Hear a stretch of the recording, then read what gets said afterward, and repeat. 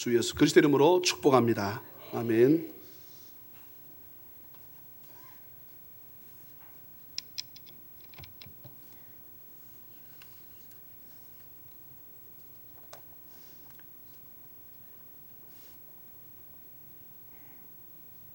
오늘은 어버이주일로 지킵니다. 어버이주일을 지키면은 내가 육신을 가지고 이 지구촌에 살면서 하나님의 섭리와 부모의 사랑이 계셨음을 내가 알고 이를 깨우쳐서 기념하면서 감사하는 것입니다. 인류 역사에서 동서고금을 막론하고 부모에 대한 자녀의 효도를 늘 강조해 왔었습니다. 특히 우리나라에서는 가부장 제도가 강화되어 있었기에 자녀에 대한 부모의 권위는 거의 절대적이었습니다. 그러나 요즘은 젊은 층이 서구적인 문화를 흡수하면서 정통적인 가부장적인 권위가 와해되어 가고 있어서 우리 사회가 서구적인 가정 형태로 변하게 됨으로써 개인주의적인 것으로 흘러가고 가정의 구심점이 사라져 버리는 경향이 생기게 되었습니다. 이러한 시대적 변천 가운데서도 우리는 성도들이 가정을 어떻게 지켜야 할 것인지 생각해 보고자 하는 것입니다. 그래서 본문 말씀을 가지고 말씀의 제목을 부모에게 효도하자는 말씀으로 말씀을 나누고자 합니다. 효도는 부모의 뜻과 마음을 헤아려서 이해하고 온순한 마음으로서 순종하며 복종하고 공경하면서 복양하는 데 있는 것입니다. 효도는 주 안에서 이루어져야만 합니다. 본문 1절에 자녀들아 너희 부모를 주 안에서 순종하라 이것이 옳으니라 하였습니다. 성도들은 자연된 도리로서 부모에게 순종할 때에 주께서 순종하는 범주 안에서 순종해야 함을 시사하고 있습니다. 마가복음 7장 10절 이하에 보면 주님은 모세는 너희 부모를 공경하라 하고 또 아비나 어미를 회방하는 자는 반드시 죽으리라 하였거늘 너희는 가로되 사람이 아비에게나 어미에게나 말하기를 내가 드려 유익하게 할 것이 고르반 곧 하나님께 드림이 되었다고 하기만 하면 그만이라 하고 제 아비나 어미에게 다시 아무 것이라도 하여 드리기를 허하지 아니하여 너희의 전하는 유전으로 하나님의 말씀을 폐하며 또 이 같은 일을 많이 행함이니라 했습니다. 고르반이라고 하면은 다다 하는 것인데 고르반이 무엇입니까? 고르반은 하나님께 바침받은 것을 말하는 것인데 다시 말씀드리면 하나님 앞에 헌금도 하고 예배도 하며 열심으로 봉사하는 것을 말합니다. 이는 부모에게 효도하는 것보다도 하나님에 대한 헌신과 봉사가 우선순위에 두어야 하기는 하지만은 이로 인해서 부모에게 대한 효도를 완전히 무시해버려서는 안 된다는 것입니다. 율법주의자로서 하나님께 열심히 있는 척 믿음이 있는 척 하는 바리새인들의 가시적인 행위를 예수님은 비난하셨습니다. 그들은 부모에 대한 효도가 요구되는 곳에서 거르반 곧 하나님께 드림이 되었다고 하기만 하면은 자신의 책임을 회피하는 것은 옳지 않는다는 것입니다. 이는 부모에 대한 자녀의 불효가 고르반으로서 합리화될 수는 없습니다. 여러분은 어떠합니까? 지나친 열심과 신앙생활에서 도리어 부모에게 무관심해서는 안 될 것입니다. 오늘날 우리 성도들은 하나님을 섬기기는 나는 그러한 면목으로 부모에 대한 효도를 가볍게 생각하는 경향이 생기지 않도록 해야 할 것입니다. 우리는 바리새인들이 행하는 예수님의 비난을 귀를 기울여야 하는 것입니다. 본문에서 자녀들아 너희 부모를 주 안에서 존경하라 하신 것은 주님의 영광이 부모에 대하는 효보다도 우선순위에 있다는 의미이기는 하지만 그것뿐이 아니라 주님을 믿는 믿음이 없는 효는 아무 소용이 없음을 의미하는 것입니다. 이 사실을 우리는 유의해야 하는 것입니다. 성도는 주님의 영광을 최우선으로 하는 삶을 목적으로 삼되 주님께서 우리에게 가르치시는 사랑의 원리에 입각하여서 부모에게도 효를 다해야 하는 것입니다. 그래서 본문은 하나님께 충성을 다하고 부모에게 효도를 다해야 함을 강조하고 있는 것입니다. 그 어느 하나라도 소홀히 한다면 이는 온전한 신앙생활이 할 수가 없다는 것입니다. 둘째로 효도는 하나님이 명하시는 계명입니다. 효도는 해도 되고 안 해도 되는 것이 아니라 하나님께 명하신 계명이며 꼭 지켜야 할 계명입니다. 여호와 하나님께서 인간에게 10계명을 주실 때에 제5계명으로 내 부모를 공경하라. 그리하면은 너희 하나님 나 여호와가 내게 준 땅에서 너희의 생명이 길리라 하시고 축복의 언약을 곁들여서 명령하셨습니다. 우리는 하나님의 계명을 성도로서 마땅히 지켜야 할 율법으로 알고 시행해야 하는 것입니다. 계명이라는 말보다도 포괄적인 의미에서 가장 기본이 되는 하나님의 뜻이라는 의미가 담겨 있기에 우리 성도들은 누구나 반드시 효도를 성실히 실천해야 합니다. 하나님의 뜻을 수행하는 성도가 효에 대해서 신중하게 행동하지 않는다는 것은 그의 신앙은 위선적이 아닐 수 없습니다.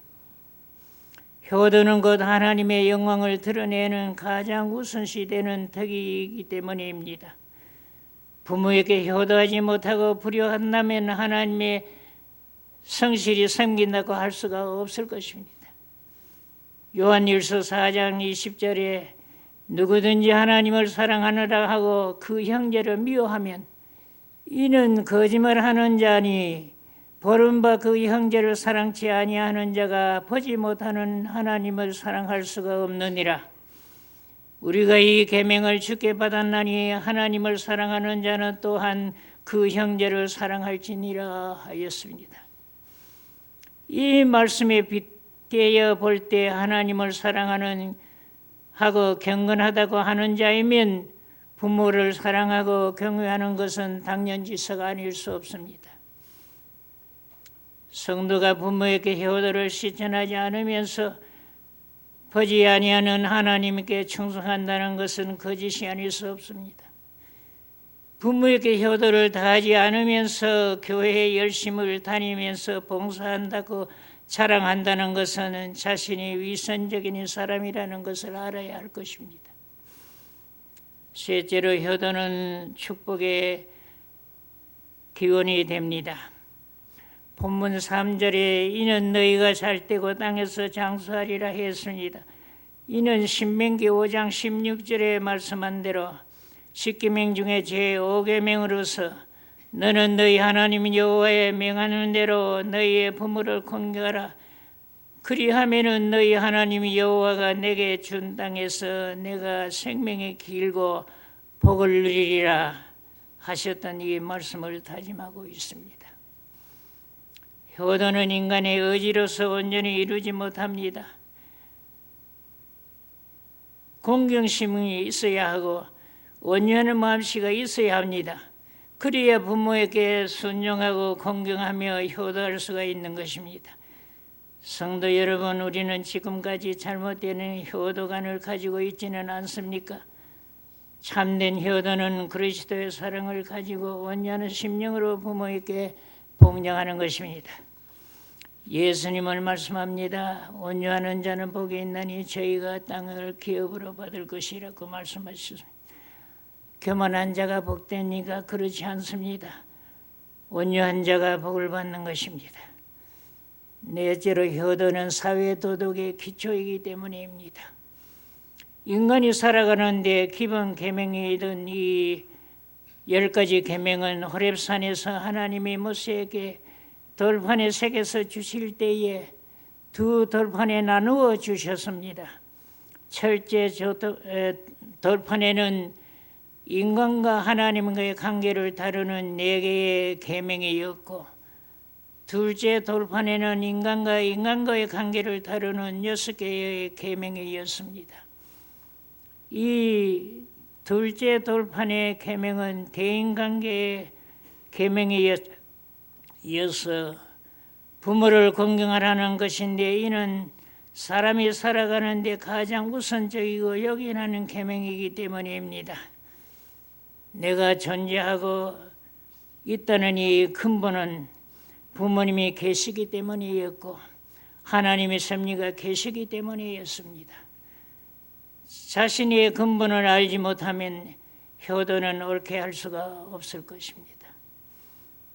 우리가 사는 세상은 계속해서 변하고 있습니다. 인심이 변하고 생활 양식이 변하며 풍속이 변합니다. 그러나 변하지 않은 것이 있습니다. 예를 들자면 정해지는 계절은 변하지 않으며 물은 0도에서 열고 100도에서 끓는다는 이 원리는 변하지 않습니다. 다시 말을 들으면 진리와 자연의 법칙은 변하지 않는 것입니다. 이와 마찬가지로 도덕의 근본 원리는 변하지 않으며 부모와 자식 간에 유지되어야 하는 도덕이유는 변하지 않고 지켜져야만 하는 것입니다.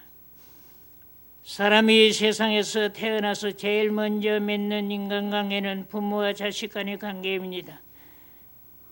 부모는 사랑과 희생으로서 자녀를 양육합니다. 그렇듯이 자식은 부모에게 정성을 다하고 순종하고 경외해야만 하는 것입니다. 사랑은 내리사랑이라고 합니다. 독일 속담에 한 아버지는 10아들을 기를 수 있으나 10아들은 한 아버지를 복양하기가 어렵다는 말이 있습니다. 이라는 세상이 오늘날에 되고 있지는 않은지요. 부모 자식 간에는 옳게 유지할 수 있어야 합니다. 그러지 아니할 때는 사회 공동체의 대인관계가 옳게 유지될 수가 없습니다. 그래서 부모에 대한 효도는 곧 사회 도덕의 기초라고 아니할 수가 없습니다. 부모를 경외하는 것은 사회 질서의 기초이기도 합니다. 로마서 13장 7절에 두루할 자를 두루하며 존경할 자를 존경하라고 했습니다. 사회 공동체에서 서로의 인격을 존중하고 서로 공경할 때에 사회 질서가 유지되며 화목하게 될 것입니다. 무엇이 해도 존경의 첫째는 그의 대상은 부모님이십니다. 이것이 없을 때 사회 질서는 무너지고 시기와 질투와 멸시와 모함이 일어나게 되고 사회는 삭막해지고 혼란해지게 되고 맙니다. 현대사회에서 존경할 사람이 없다고들 합니다. 그리고 윗사람을 존경할 줄도 모른다고 합니다. 왜 그럴까요? 이것은 모든 도덕의 근원이 되는 부모 공경의 의식이 희박해졌기 때문입니다. 자녀들이 부모를 공경하고 순종하는 습성을 가진다고 하면 학교에서 학생들이 선생을 존경할 것이고 사회에서도 젊은이들이 노인들을 공경할 것이며 직장에서는 아랫사람이 윗사람에게 존경하고 따르게 되며 국민들은 나라의 법을 소중히 여기고 지키게 될 것입니다. 여섯째로 자녀가 부모를 공경하는 것은 신앙의 열매이기도 합니다. 본문의 자녀들아 너희 부모를 주 안에서 순종하라 이것이 옳으니라. 주 안에서 순종하는 것은 신앙 안에서 행하라는 것입니다. 따라서 효도는 고도의 신앙의 열매가 되는 것입니다.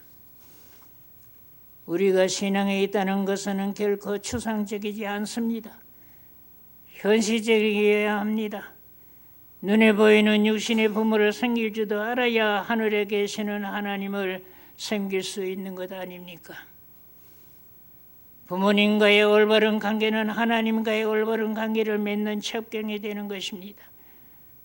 따라서 참된 신앙인은 부모에게 순종하고 공경하며 효도하는 데 인정을 받을 것입니다. 부모님께 효도합시다. 가장 큰 효도는 지옥에 갈 부모님을 천국에 가게 하는 복음 전도인 것입니다. 저주의 죽음에서 영생의 생명으로 인도하는 것입니다. 이것 외에 더 큰 효도가 어디 있겠습니까? 예수를 구주를 안 믿는 부모님이 계신다면 살아생전에 주님 앞으로 인도해야 하겠습니다. 영생의 사명을 가지게 합시다. 믿지 않는 불신자들은 부모 생전에는 무관심하다가 부모님이 돌아가신 후에야 제사 지내면서 효도한다고들 합니다. 영계를 달리하는 영혼을 제사로서 돌아가시는 부모에게 위로가 되며 효도가 됐겠습니까? 살아생전에 효도해야 합니다. 말씀을 맺겠습니다. 어버이 살아신 제 섬기란다 하여라. 지나간 후면 내달다 어찌하리. 평생에 거쳐 못할 일은 이뿐인가 하노라. 부모님은 살아계실 때 구원의 은총을 받게 하시고 주 안에서 편안하게 해드리며 위로해드리고 기쁨으로 해드리며 봉양을 하는 것이 효도일 것입니다. 기도합시다. 하나님 아버지, 저희들의 부모를 통해서 이 땅에 생명을 갖고 삶을 영위할 수 있게 하시며 감사합니다. 오늘까지 하나님의 뜻과 영광을 위해서 살게 해주셨음을 감사합니다. 부모님 날라주시고 길러주시는 이 수고로움과 은혜를 저희들이 기억하고 하나님의 은총을 기억하면서 그의 사랑을 잃지 않고 효도할 수 있게 하여 주옵소서. 예수님의 이름으로 기도하옵나이다. 아멘.